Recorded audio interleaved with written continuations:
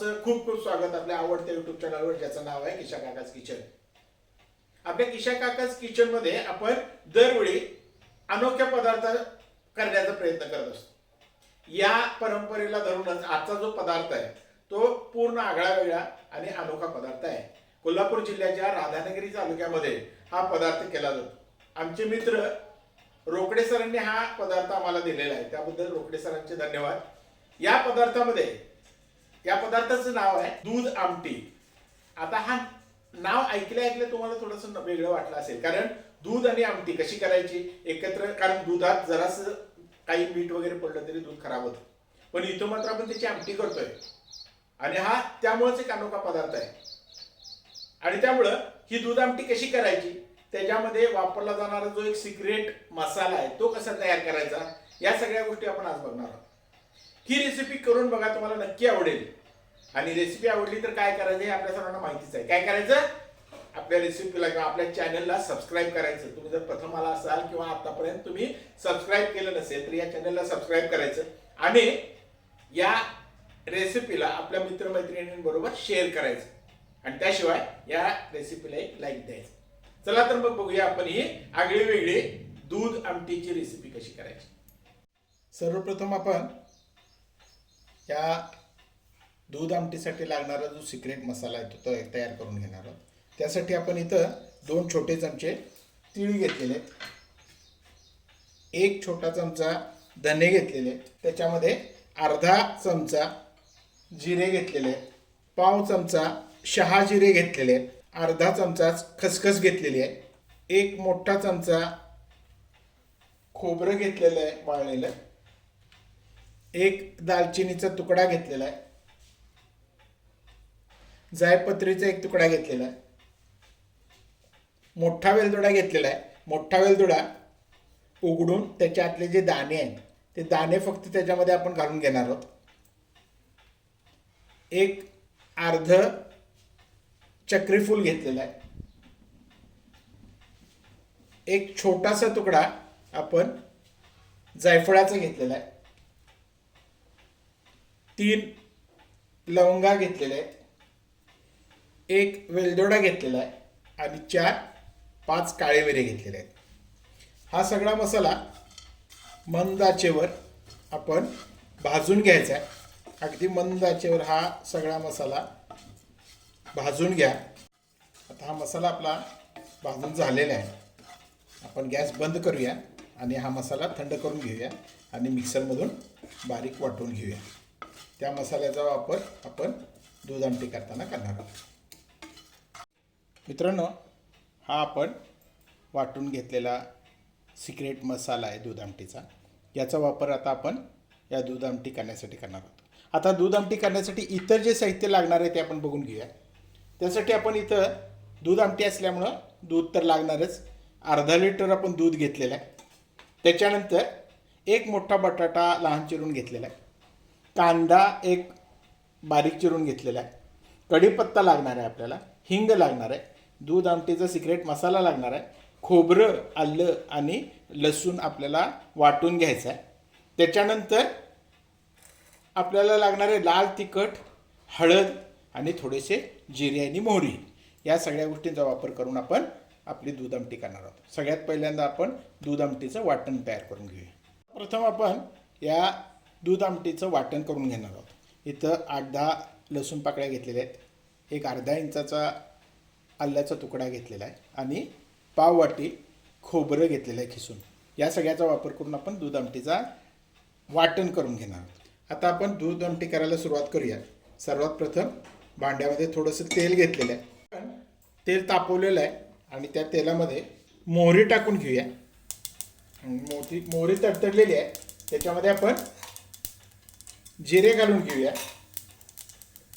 हिंग घालून घेऊया,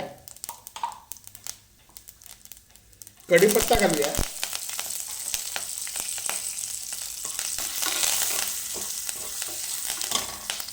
ह्याच्यामध्ये आपण बारीक चिरलेला कांदा घालून घेऊया.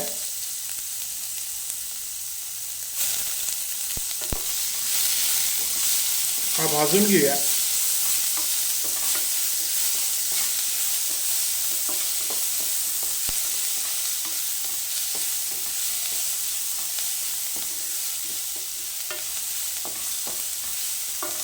आपला आता भाजत आलेला आहे। याच्यामध्ये आपण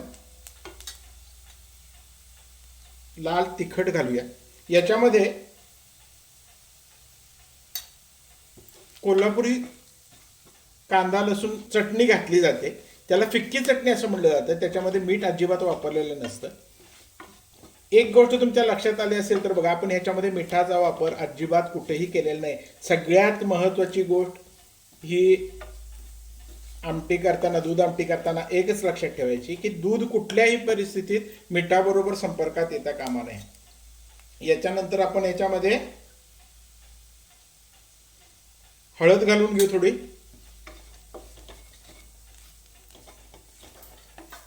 त्याच्यानंतर आलं लसूण आणि खोबरं जे वाटून घेतलं होतं आपण ते घालून घेऊ आणि हे सगळं व्यवस्थित भाजून घेऊ।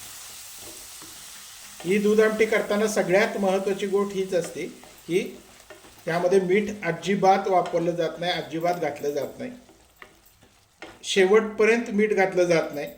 सगळी आमटी करून झाल्यानंतर जेवढी तुम्हाला गरज असेल, जेव्हा तुम्ही वाढून घ्याल ताटामध्ये, त्यावेळी त्याच्यामध्ये तुमच्या वाटीमध्ये थोडंसं मीठ घ्यायचं आणि त्याच्यावरती आमटी वाढून घ्यायची। या पद्धतीने ही आमटी खाल्ली जाते।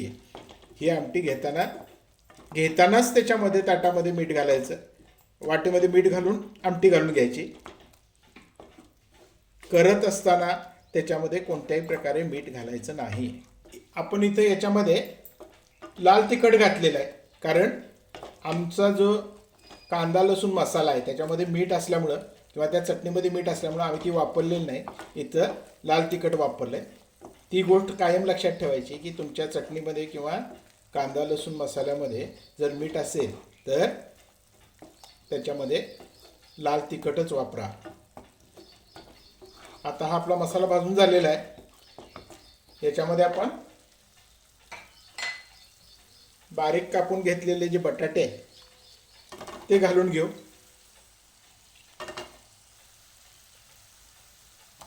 आणि हे परत परतून घेऊ थोडं।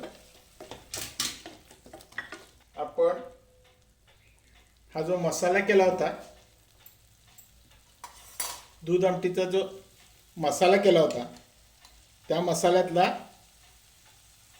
एक 2 छोटे चमचे काढून घेणार आहोत आणि त्याच्याबरोबर हे सगळं परत मिसळून घ्यायचं आहे आपल्याला।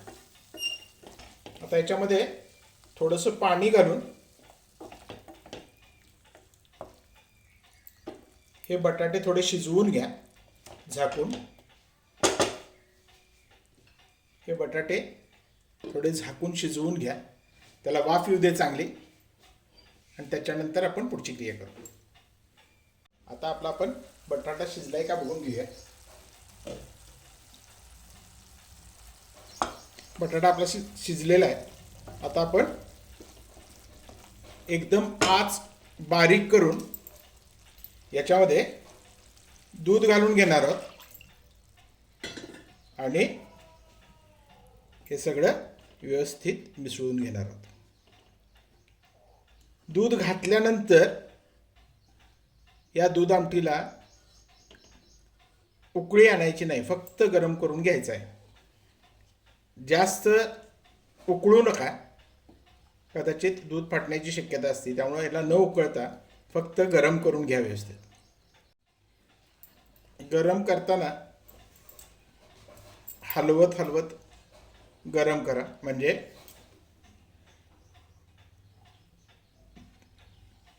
दूध फुटणार नाही अजिबात। आणि या पद्धतीने आपली ही दूध आमटी तयार झालेली आहे। ही रेसिपी तुम्ही करून बघा मित्रांनो, अतिशय रुचकर लागते। फक्त काही गोष्टींचा आपण गोष्टी लक्षात ठेवाव्या लागतात। पहिली गोष्ट म्हणजे याच्यामध्ये मीठ घालायचं नाही, वाढून घेतानाच फक्त त्याच्यामध्ये मीठ घालायचं। त्याच्यानंतर जास्त उकळायचं नाही आणि तुम्ही त्याच्यामध्ये चटणी जी वापराल किंवा कांदा लसूण मसाला जो वापराल त्याच्यामध्ये मीठ असता कामा नये। या गोष्टी जर तुम्ही पाळल्यात तर तुमची दूध आमटी किंवा हे दूध सार जे आहे ते अतिशय चवीला चांगलं होतं आणि